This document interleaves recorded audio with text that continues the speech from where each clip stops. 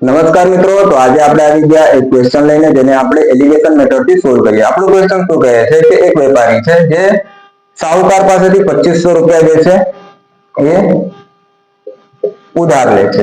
એકને 14% ઉપરથી લે અને બીજા પાસેથી જે છે એ 12% ઉપરથી લે છે અને વર્ષના અંતે 326 રૂપિયા 2500 લે અને 326 રૂપિયા વર્ષના અંતે વ્યાજ તરીકે ચૂકવે છે। તો ક્વેશ્ચન કીધું છે આપણને કે બંને પાસેથી લીધેલા વ્યાજની રકમ આપણને શોધવું છે।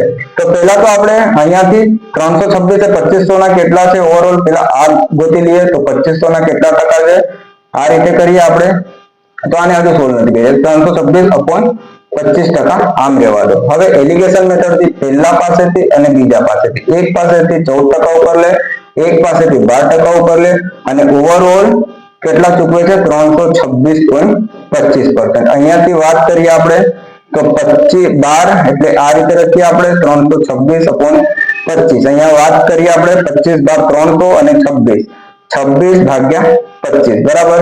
અને આને બાદ કરીએ આપણે તો થઈ જાય 14 - 326 ભાગ્યા 25। આ થઈ જાય આપણું 25 324 25 250 અને 25 350 અને આ થઈ જાય આપણું 24 ભાગ્યા 25। હવે આ થી આ બે કેન્સલ, 26 અને 24 બે થી જાય 13 12 માં, બે થી જાય 12 12 માં।